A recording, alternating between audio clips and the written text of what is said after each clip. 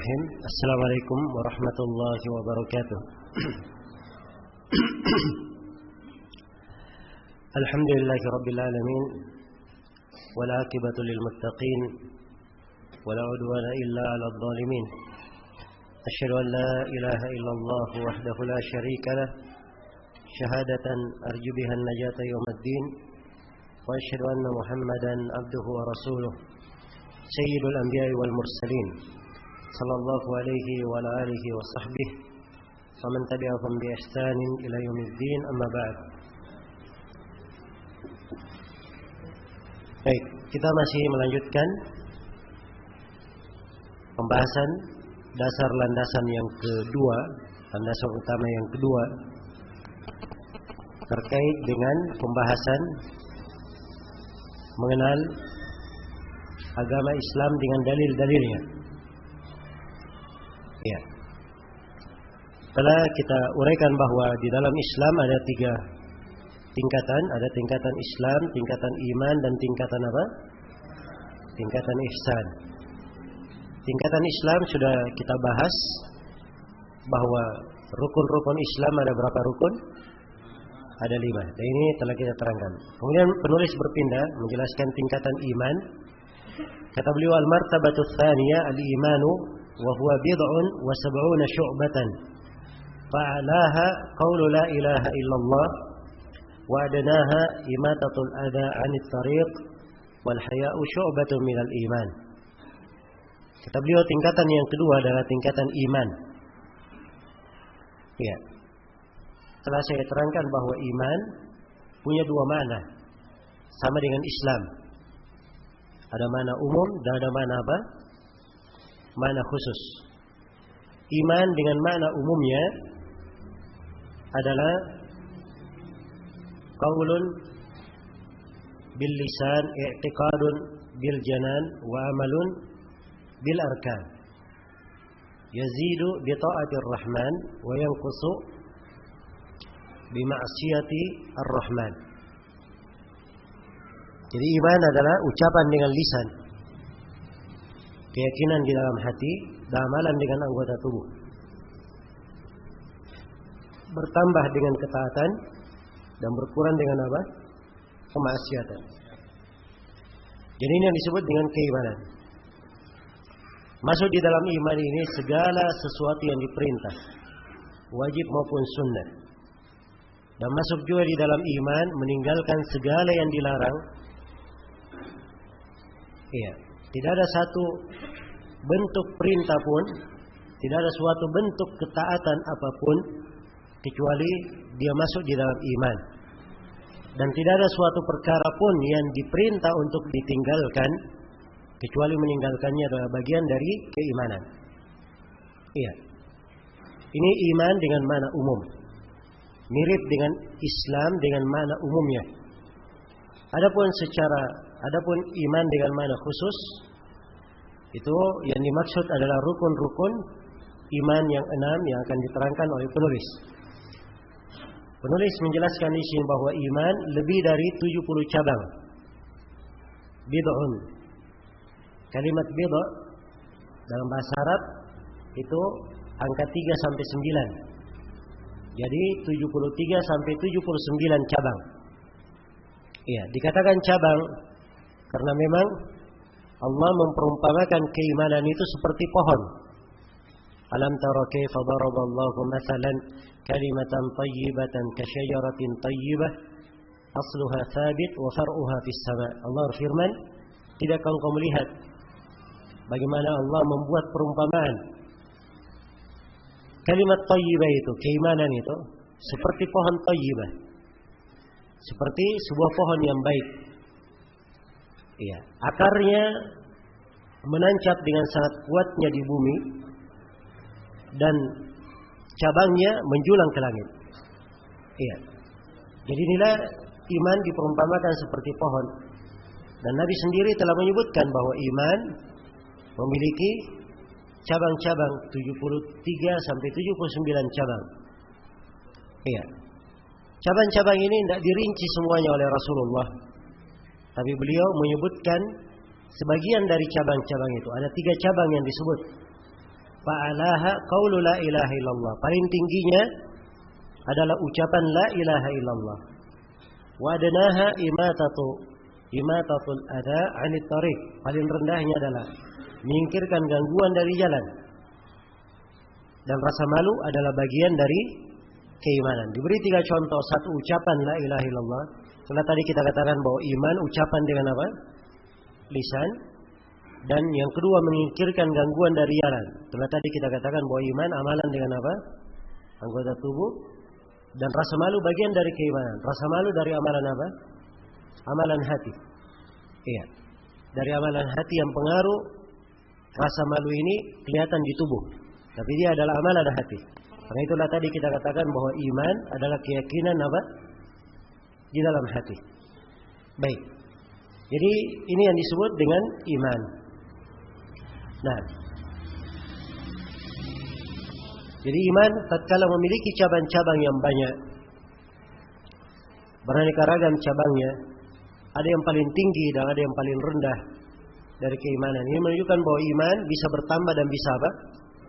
Berkurang. Dan menunjukkan bahwa kaum mukminun bertingkat-tingkat kedudukan dan derajatnya di dalam keimanan.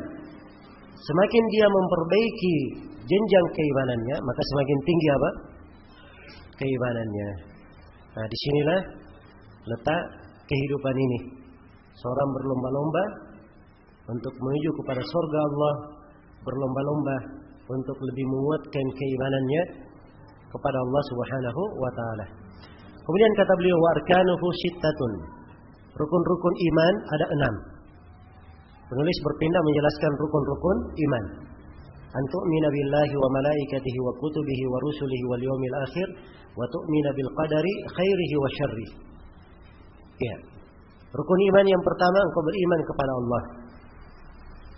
Yang kedua, beriman kepada para malaikat. Yang ketiga, beriman kepada kitab-kitab. Yang keempat, beriman kepada para rasul. Yang kelima, beriman kepada hari akhirat. Dan yang keenam, beriman kepada takdir yang baik dan yang buruknya. Ini 6 dari rukun apa? Rukun iman. Ya. Rukun yang pertama, beriman kepada Allah, telah kita terangkan. Ya, keimanan kepada Allah. Kembali saya tegaskan di sini bahwa keimanan kepada Allah terkait pada 4 perkara. Yang pertama, keimanan akan adanya Allah. Yang kedua, keimanan terhadap rububiyah Allah. Bahwa dialah Allah satu-satunya yang mencipta, memberi rezeki, satu-satunya mengatur segala perkara. Kemudian yang ketiga, beriman kepada uluhiyah Allah. Mengimani bahwa dialah Allah satu-satunya yang berhak untuk diibadahi. Dan yang keempat, beriman terhadap nama-nama dan sifatnya. Yaitu kita tetapkan seluruh asma'ul husna yang Allah tetapkan untuk dirinya di dalam Al-Quran, maupun ditetapkan oleh Nabi-Nya di dalam hadits-Nya. Demikian pula kita imani seluruh sifat-sifat Allah Subhanahu wa taala yang ditetapkan di dalam Al-Quran maupun ditetapkan di dalam sunnah Rasulullah sallallahu alaihi wasallam. Jadi ini keimanan kepada Allah. Yang kedua, keimanan kepada para malaikat. Kita imani keberadaan malaikat, bahwa dia adalah makhluk Allah, tidak ada yang mampu menghitungnya kecuali Allah Subhanahu wa taala. Makhluk dicipta dari cahaya. Memang Allah ciptakan para malaikat untuk taat kepadanya. Karena itu malaikat tidak mengenal maksiat. Mereka hanya mengenal ketaatan kepada Allah, tidak pernah bermaksiat kepada Allah. Selalu bertasbih malam dan siang, tidak pernah capek para malaikat bertasbih dan memuji Allah. Di antara malaikat ada yang disebut nama-namanya, kita imani siapa yang disebut namanya seperti Jibril, Mikail, Israfil, Malik, Munkar dan Nakir. Apa yang disebut namanya dari malaikat kita imani. Dan yang tidak disebut namanya kita globalkan keimanan. Seperti malaikat penjaga gunung, malaikat yang malaikat yang mengatur guntur dan petir, turunnya hujan. Ya, demikian pula malaikat penjaga surga, walaupun sebagian orang sebut malaikat Ridwan ya. Tapi dalam Al-Quran tidak disebut nama, hanya disebut malaikat penjaga surga. Demikian pula malakul maut, yang kadang sebagian orang menyebutnya dengan nama Israfil. Ya, tapi ini tidak syah di dalam hadis. Di dalam Al-Quran hanya disebut apa? Malakul maut saja. Jadi yang tidak diketahui namanya kita imani. Apa tugas-tugasnya? Iya. Maka ini secara umum keimanan terhadap para malaikat, dan kita imani bahwa malaikat adalah makhluk-makhluk Allah. Dan namanya makhluk sama dengan yang lainnya. Tidak berhak untuk disembah. Dia makhluk menyembah Allah. Penyembahan, ibadah itu hanya diberikan kepada siapa? Allah semata. Kemudian rukun yang ketiga, beriman kepada kitab-kitab. Iya, kita imani bahwa seluruh kitab-kitab itu adalah firman Allah Subhanahu wa taala, turun dari sisi Allah Subhanahu wa taala. Iya, dan kita imani bahwa kitab-kitab itu semuanya, iya, kita imani secara global terhadap kitab-kitab itu, dan secara khusus kita umat Islam, kita imani Al-Qur'anul Karim yang diturunkan kepada kita. Yang diturunkan kepada kita umat Islam, dan kita imani bahwa seluruh kitab-kitab yang telah berlalu telah terhapus hukumnya dan semuanya telah tercakup di dalam Al-Qur'anul Karim. Iya. Kemudian rukun yang keempat adalah keimanan kepada para rasul. Iya, keimanan kepada para rasul. Itu kita imani seluruh rasul secara global. Iya. Seluruh rasul secara global, dan wajib diketahui bahwa kafir terhadap satu rasul saja, maka itu dianggap kafir terhadap seluruh nabi dan rasul. Iya. Karena itu umat Islam beriman kepada seluruh nabi dan rasul. Beriman kepada seluruh nabi dan rasul. La nufarriqu baina ahadin minhum. Kita tidak membedakan siapapun dari para rasul. Wajib kita imani. Iya. Para rasul yang paling utama ada 5, disebut ulul azmi, yaitu Nabi Nuh, Nabi Ibrahim, Nabi Musa, Nabi Isa, dan Nabi Muhammad sallallahu alaihi wasallam. Iya. Jadi keimanan terhadap para rasul secara global kita beriman kepada seluruhnya. Karena itu keliru dulu ya. Waktu di masa rame-rame ada orang-orang yang membuat karikatur Nabi Muhammad sallallahu alaihi wasallam. Iya. Ada sebagian dari umat Islam yang membalas. Dia membuat juga karikatur Nabi Isa alaihi salam. Maka ini namanya kekafiran dibalas dengan apa? Kekafiran pula. Iya. Semua yang melakukannya, karikatur Nabi dia buat atau karikatur Nabi Isa, semuanya adalah kekafiran. Iya. Karena itu umat Islam tidak mengenal hal-hal yang seperti itu. Baik. Dan permusuhan orang-orang kafir terhadap para nabi semenjak dahulu. Dari para nabi yang dibunuh oleh orang-orang Yahudi dan Nasara. Iya, karena itu harus diketahui bahwa permusuhan mereka terhadap para nabi sudah lama. Maka tidak mengherankan kalau mereka molok-molok nabi kita Nabi Muhammad sallallahu alaihi wasallam. Iya. Baik. Kemudian secara khusus kita umat Islam kita beriman kepada nabi kita Nabi Muhammad sallallahu alaihi wasallam sebagai rasul yang terakhir. Nabi penutup, tidak lagi nabi setelahnya. Tidak lagi nabi setelahnya. Dan kita imani bahwa beliau diutus kepada seluruh manusia. Ya. Dan keimanan khusus ini terhadap Rasulullah akan diterangkan oleh penulis insyaallah taala di akhir pembahasan yang merupakan pokok landasan yang ketiga. Kemudian rukun iman yang kelima, wal yaumil akhir, keimanan kepada hari akhirat. Iya. Hari akhirat adalah meyakini akan terjadinya hari kiamat, meyakini adanya kematian, alam kubur dan apa yang terjadi setelahnya. Iya. Jadi dia disebut dengan kehidupan hari akhirat. Awal permulaan negeri akhirat adalah alam kubur. Karena Nabi sallallahu alaihi wasallam bersabda, "Al-qabru awwalu manazilil akhirah." Kuburan adalah awal persinggahan negeri akhirat. Iya. Maka kita imani kehidupan di alam kubur ini, segala hal yang terjadi dalamnya dari kenikmatan maupun adab, kita imani. Dan kita imani hari kebangkitan. Kita imani seluruh manusia dikumpulkan di padang mahsyar. Kemudian kita imani bagaimana keadaan manusia dikumpulkan di padang mahsyar tersebut. Kita imani tentang syafaat. Sebelumnya kita imani tentang telaga. Setiap nabi memiliki telaga dan Rasulullah punya telaga di padang mahsyar itu. Siapa yang minum satu teguk dari telaga Nabi, dia tidak akan haus selama-lamanya. Iya. Kemudian kita imani akan adanya syafaat. Kita imani akan adanya hisab. Ya, pembagian catatan-catatan amalan. Kita imani tentang adanya timbangan-timbangan. Kita imani adanya sirat, jembatan yang dihamparkan di atas punggung neraka jahanam yang harus dilewati oleh setiap manusia. Dan kita imani surga dan neraka. Ini semuanya adalah bentuk dari keimanan kepada hari akhirat. Kemudian yang terakhir dari keimanan adalah beriman kepada takdir yang baik dan yang buruk. Iya. Keimanan kepada takdir itu dengan meyakini 4 hal. Yang pertama, seorang hamba meyakini bahwa segala yang ditakdirkan Allah mengetahuinya.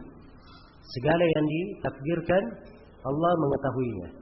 Kemudian yang kedua dari keimanan kepada takdir adalah seorang hamba meyakini bahwa segala yang ditakdirkan telah tercatat di Allahul Mahfuz. Ya, Allahul Mahfuz ini adalah tempat pencatatan seluruh takdir makhluk. Iya. Pena menulis catatan di situ dan memiliki lembaran-lembaran. Kita tidak mengetahui bagaimana keadaan catatan ini secara pasti, tapi disebut sebagai Allahul Mahfuz. Iya. Seluruh takdir makhluk 50.000 tahun sebelum langit dan bumi diciptakan sudah dicatat seluruh takdir makhluk itu. Kemudian tingkatan atau yang ketiga dari keimanan kepada takdir adalah mengimani bahwa segala yang terjadi, segala yang ditakdirkan Allah menghendakinya. Menghendakinya terjadi. Karena malam yasha yakun wa man lam yakun wa man lam yasha lam yakun. Apa yang Allah Subhanahu wa taala Masya Allahu kan wa man lam yasha lam yakun. Apa yang Allah Subhanahu wa taala kehendaki itu akan terjadi, dan apa yang Allah tidak kehendaki tidak akan terjadi. Kemudian yang keempat dari keimanan kepada takdir adalah kita mengimani bahwa seluruh dari makhluk ini Allah yang mengadakannya. Allah yang menciptakannya. Ya, Allah yang menciptakannya. Semuanya tidak keluar dari penciptaan Allah Subhanahu wa taala. Maka ini di antara pokok-pokok keimanan kepada takdir, sehingga seorang hamba dikatakan telah benar keimanannya kepada takdir Allah Subhanahu wa taala. Baik. Jadi sekarang penulis menyebutkan bahwa rukun iman ada berapa? Ada 6. Iya. Yang pertama tadi apa? Keimanan kepada Allah. Yang kedua, keimanan kepada para malaikat. Yang ketiga, keimanan kepada kitab-kitab. Yang keempat, keimanan kepada para rasul. Yang kelima, keimanan kepada hari akhirat. Yang keenam, keimanan kepada takdir yang baik dan yang buruk. Sekarang penulis akan menyebutkan dalil-dalilnya. Kata beliau, "Wad-dalilu ala hadhihi al-arkan as-sittati qauluhu ta'ala." Dalil tentang 6 rukun iman ini adalah firman Allah Ta'ala, "Laisal birra an tuwallu wujuhakum qibala al-masyriqi wal maghrib, walakinnal birra man amana billahi wal yawmil akhir wal malaikati wal kitabi wan nabiyyin." Allah berfirman, bukanlah kebaikan kalian menghadapkan wajah-wajah kalian menghadap ke timur atau ke barat. Tapi kebaikan itu adalah siapa yang beriman kepada Allah, beriman kepada hari akhirat, beriman kepada para malaikat, beriman kepada kitab, dan beriman kepada para nabi. Disebut berapa di sini? Cuma 5 saja yang disebut di dalam ayat di surah Al-Baqarah ini. Karena itu penulis bawakan ayat lain khusus tentang keimanan terhadap takdir. Kata beliau, "Wa dalilul qadari qauluhu ta'ala inna kulla syai'in khalaqnahu biqadar." Dan dalil tentang takdir adalah firman Allah Subhanahu wa taala, sesungguhnya kami menciptakan segala sesuatu dengan takdir. Segala sesuatu diciptakan oleh Allah dan telah ditakdirkan oleh Allah Subhanahu wa taala. Baik, selesai sudah tingkatan yang kedua, yaitu tingkatan keimanan. Kemudian penulis berpindah kepada tingkatan yang ketiga. Ini tingkatan lebih tinggi lagi. Kata beliau, al-martabatus tsalitsah al-ihsan.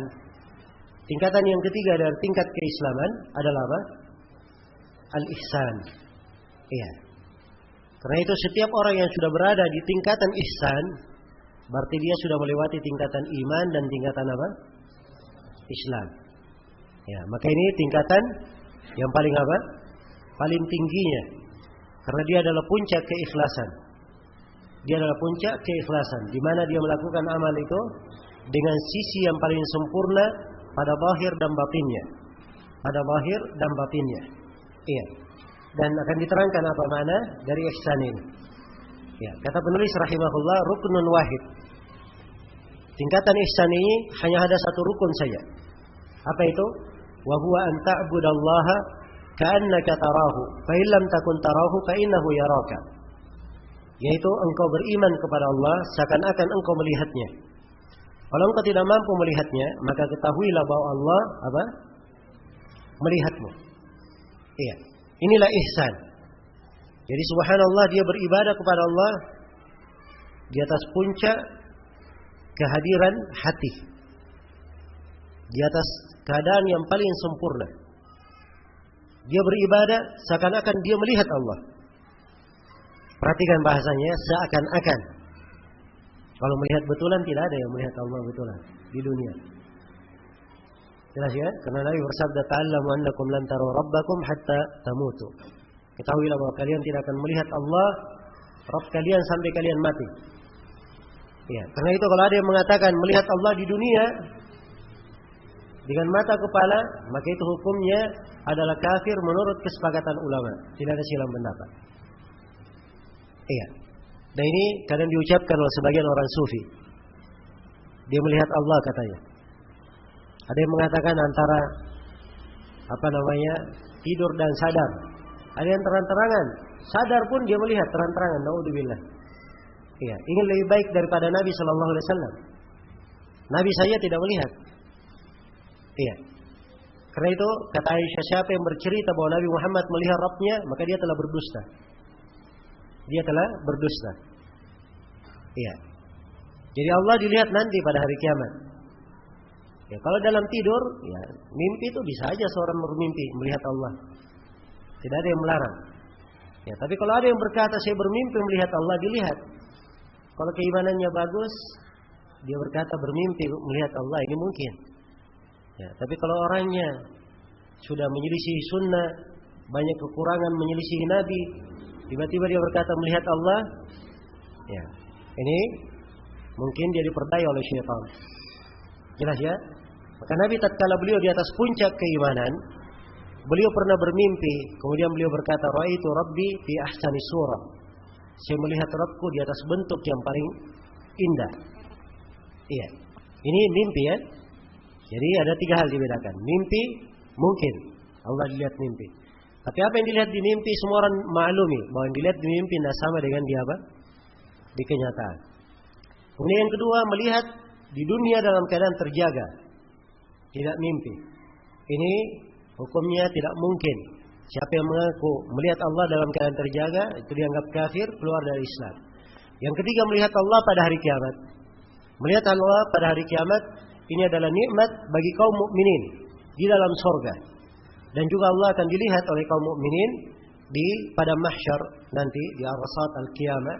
Ini dua tempat Allah Subhanahu wa taala dilihat oleh orang-orang yang beriman. Baik. Jadi anta'budallaha ka'annaka tara. Ihsan adalah engkau beribadah kepada Allah seakan-akan engkau melihatnya. Ini luar biasa ya tingkat keimanannya.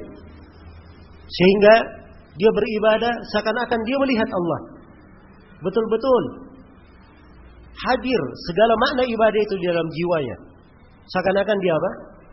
Melihat Allah Subhanahu wa taala. Dan ini tingkat yang paling tinggi dari keimanan. Kalau kamu tidak mampu seperti itu, maka ketahuilah bahwa Allah melihatmu. Ini derajat di bawahnya. Jadi memang ada satu rukun saja ihsan, tapi ihsan ini ada dua derajat. Derajat yang pertama, derajat dia seakan-akan melihat Allah.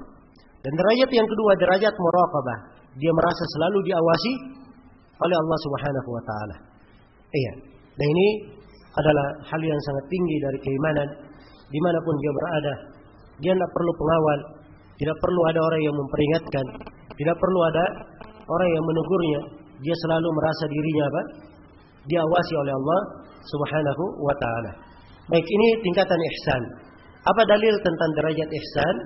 Kata beliau, dalilu qauluhu ta'ala, "Innallaha ma'al ladzina taqaw wal ladzina hum muhsinun." Sungguhnya Allah bersama orang yang bertakwa dan orang-orang yang selalu berlaku ihsan. Selalu berlaku ihsan. Nah, disebut di sini bahwa Allah bersama mereka. Dan kebersamaan di sini ini kebersamaan khusus untuk golongan yang memang golongan khusus seperti orang-orang yang berada di derajat ihsan. Wa qauluhu ta'ala, dan juga firman Allah Ta'ala, wa tawakkal 'alal 'azizir rahim alladzi yaraka hina taqum wa taqallubaka fis sajidin innahu huwas samiul alim. Bertawakkallah engkau kepada Allah yang Maha perkasa lagi Maha merahmati, yang melihat engkau ketika engkau berdiri dan melihat perbolak-balikan engkau ketika engkau sujud atau pada orang-orang yang sujud. Dialah Allah yang Maha mendengar lagi Maha mengetahui. Wa qauluhu, dan juga firman Allah untuk ihsan ada 3 ayat ya boleh sebutkan. Dan juga firman Allah Subhanahu wa taala, "Wa ma takunu fi sya'nin wa ma tatlu minhu min Qur'anin wa la ta'maluna min 'amalin illa kunna 'alaikum syuhudan ittafiduna fi." Tidaklah kalian berada di dalam sebuah perkara dan tidaklah kalian membaca dari ayat Al-Qur'an dan tidaklah kalian beramal dengan sebuah amalan kecuali kami adalah saksi-saksi yang melihat kalian ketika kalian sedang melakukan amalan tersebut. Iya. Maka di ayat-ayat semuanya memberikan kepada seorang hamba bahwa Allah mengawasi, melihat apa yang dilakukan oleh hamba-hamba. Karena itu berada di atas derajat ihsan ini adalah tingkatan yang paling tinggi dari tingkat keislaman. Iya. Baik. Setelah menguraikan 3 tingkatan keislaman secara global dan beliau bawakan dalil-dalilnya dan beliau terangkan setiap tingkatan rukun-rukunnya, kemudian beliau terangkan dalil-dalilnya, maka penulis di sini membawakan satu hadis yang menerangkan seluruh tingkatan keislaman itu. Iya. Beliau bawakan satu hadis yang menerangkan seluruh tingkatan keislaman tersebut. Inilah kata beliau, wa dalilu minas sunnati hadithu Jibril al-masyhur. Dan dalilnya dari sunnah adalah hadis Jibril. Sini ditulis Jibril ya. Ya, sebab memang bacanya bisa 2, bisa dibaca Jibril, bisa dibaca Jibril. Bisa dibaca Jibril. Enggak ada bacaan yang lain. Nah, ini bacaan-bacaan dikenal di dalam qiraatul asyr, di qiraatus sab'ah maupun di qiraat asyara. Iya. Adalah hadis Jibril yang masyhur an Umar bin Khattab radhiyallahu anhu, yaitu diriwayatkan oleh Umar bin Khattab radhiyallahu taala anhu annahu qala, beliau berkata, "Bainama nahnu julusun 'inda Rasulillah sallallahu alaihi wasallam, ittala'a 'alaina rajulun shadidu bayadi thiyabi, shadidu sawadi asy-sya'r, la yura 'alaihi atharu as-safar, wa la ya'rifuhu minna ahad, hatta jalasa ila an-nabiy sallallahu alaihi wasallam, فأسند ركبتيه إلى ركبتيه ووضع كفيه على فخذيه وقال يا محمد." Kata Umar bin Khattab, tatkala kami duduk di sisi Rasulullah sallallahu alaihi wasallam. Ya, ini perhatikan ya keadaan para sahabat. Kerjaan mereka duduk di sisi Nabi. Ya, dan ini banyak sekali hadis disebut Nabi, kami bersama Nabi, berjalan bersama Nabi. Dan inilah semangat mereka dalam ilmu, selalu duduk dan berada di sisi orang-orang yang berilmu, sehingga banyak mendapatkan manfaat dari apa? Dari ilmu itu. Maka tiba-tiba muncul seorang lelaki sangat putih bajunya, sangat hitam rambutnya. Iya. Tidak terlihat padanya tanda bahwa dia melakukan perjalanan. Tapi tidak ada seorang pun di antara kami yang mengenalnya. Ini aneh ya. Kalau dia musafir, biasanya musafir apalagi di masa itu, ya, kau harus melalui lembah, mendaki gunung, ya. Maka akan terlihat bekas perjalanan pada seorang. Siapapun yang melakukan perjalanan, terlihat pasti apa? Tanda dia melakukan perjalanan. Apakah dari raut mukanya, rambutnya, dari pakaiannya. Tapi ini anehnya orang ini, datang pakaiannya apa? Putih sekali, rambutnya sangat hitam. Iya. Kata para ulama, ini Jibril datang bertanya ya. Ini diberi contoh, kata para ulama, ini menunjukkan bahwa seorang penuntut ilmu, kalau dia datang di majelis ilmu, maka dia memakai pakaian yang paling bagus. Iya. Dia bersiap untuk menerima ilmu. Nah, ini etika pada seorang guru dan seorang murid. Iya. Baik. Tidak terlihat padanya bekas perjalanan dan tidak ada seorang pun yang mengenalnya. Sampai dia duduk kepada Nabi. Dia duduk kepada Nabi, dia sandarkan kedua lututnya ke lutut Nabi. Dia letakkan kedua telapak tangannya di atas pahanya. Jadi posisi dia sudah siap apa? Mendengarkan ilmu. Nah, inilah etika seorang yang belajar ilmu. Tatkala dia perhatian, dia pasang pendengarannya, dia pasang pemahamannya, maka ilmu itu masuk di dalam dirinya. Iya, masuk di dalam dirinya. Baik. Maka ini dari etika di dalam menuntut ilmu, diajarkan oleh Jibril bagaimana dia bertanya kepada Nabi sallallahu alaihi wasallam. Dan Jibril di sini datang berwujud dengan wujud apa? Wujud manusia. Dan ini menunjukkan bahwa malaikat bisa berubah wujud menjadi wujud manusia. Tapi kalau dia berubah wujud menjadi wujud manusia, malaikat, tidak ada seorang pun yang mengenalnya. Ya, sebab dia adalah apa? Dia seperti manusia, tidak ada yang bisa mengenalnya. Karena itu di perang Badar, ya, ada malaikat yang turun berwujud manusia, ikut berperang dan tidak ada yang mengenal malaikat tersebut. Ya, tidak ada yang mengenalnya. Jelas ya? Baik.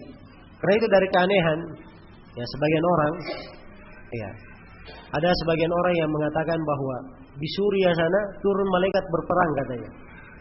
Ya, pakai baju putih, warnanya putih, naik kuda putih. Ya, perhatikan ya, cerita para penghayal. Ya. So kalau itu yang dia lihat malaikat, betul malaikat. Ya, malaikat tidak seperti itu. Malaikat itu punya sayap, sebagaimana yang disebut di dalam apa? Al-Quran. Dan tidak ada yang melihat wujud asli malaikat kecuali Nabi Sallallahu Alaihi Wasallam. 2 kali melihat siapa? Jibril alaihissalam. Ini dia lihat pakaian putih-putih, masya Allah, naik kuda putih. Kemudian dikata itu betul malaikat. Ya, tidak ada yang tahu kalau malaikat itu datang. Terus sisi lain, kalau malaikat sudah turun, itu peperangan pasti akan dimenangkan. Akan mati sudah Bashar Assad itu. Ya, akan habis sudah Bashar Assad dan pengikutnya. Kalau memang malaikat turun, jelas ya. Sebagaimana para malaikat hadir di perang Badar menang kaum muslimin. Ya. Maka ini semuanya keyakinan rusak. Ya. Dan yang anehnya, kalau ini muncul dari orang awam biasa aja ya. Ya, orang awam dia mungkin terlihat, mungkin lihat syaitan atau lihat jin. Ya. Kemudian diupload ke internet. Ya, ini wajarlah orang awam. Tapi ini kadang diucapkan oleh seorang dokter kadang. Ya. Ada YouTube-nya, ada seorang dokter namanya Muhammad bin Abdurrahman Al-Arifi. Ya, dan paling rumitnya orang ini dokter fakultas akidah. Ya. Dia menghikayatkan tentang malaikat tersebut, bahwa itu adalah malaikat. Ya, pakai baju putih, naik kuda putih. Nah, perhatikan bagaimana kerusakan akidah sedemikian rupa. Karena itu sering saya tekankan tentang pentingnya seorang itu mempelajari dan menjaga keyakinannya, apalagi di masa sekarang ini. Baik, ketika Jibril sudah di posisi seperti itu, waqala, dan dia berkata, ya Muhammad, akhbirni anil Islam. Dia bertanya, wahai Muhammad, kabarkan kepadaku tentang Islam. Qala an tashhadu an la ilaha illallah wa anna Muhammadan Rasulullah wa tuqima as-salata wa tu'ti az-zakata wa tasuma ramadana wa tahujja al-baita in istata'ta ilaihi sabila. Islam adalah engkau bersyahadat la ilaha illallah dan Muhammad Rasulullah. Kamu menegakkan salat, mengeluarkan zakat, berpuasa Ramadan dan haji ke Ka'bah kalau kamu punya kemampuan ke sana. Ini rukun-rukun apa namanya? Rukun Islam. Ini yang sudah diterangkan oleh penulis ya. Qala, maka Jibril berkata, sadaqta, kamu telah benar. Nah, ini Jibril datang dalam wujud manusia, dia bertanya, dia pula yang mengatakan apa? Kamu telah benar. Maka kata Umar, fa'ajibna lahu yas'aluhu wa yusaddiquhu. Ya, kami heran melihat orang ini. Dia yang bertanya, dia pula yang apa? Yang membenarkan. Iya. Qala fa akhbirni 'anil iman. Maka Jibril tanya lagi, kabarkan kepadaku tentang iman. Qala an tu'mina billahi wa malaikatihi wa kutubihi wa rusulihi wal yawmil akhir wa tu'mina bil qadari khairihi wa syarrihi. Iman itu adalah engkau beriman kepada Allah, beriman kepada malaikat, beriman kepada kitab-kitab, beriman kepada Rasul, beriman kepada hari akhirat, dan engkau beriman kepada takdir yang baik dan yang buruk. Qala sadaqta. Maka Jibril kembali berkata, engkau telah benar. Qala fa akhbirni 'anil ihsan. Maka Jibril kembali bertanya, kabarkan kepadaku tentang ihsan. Qala an ta'budallaha ka'annaka tarah, fa in lam takun tarahu fa innahu yaraka. Kata Nabi, engkau beribadah kepada Allah seakan-akan engkau melihatnya. Kalau engkau tidak mampu melihatnya, maka ketahuilah bahwa Allah melihatmu. Ini semua sama ya, dengan uraian penulis. Inilah dalilnya. Iya. Kemudian qala Jibril bertanya lagi, fa akhbirni anis sa'ah. Kabarkan kepadaku tentang hari kiamat. Qala mal mas'ulu anha bi'a'lama minas sa'il.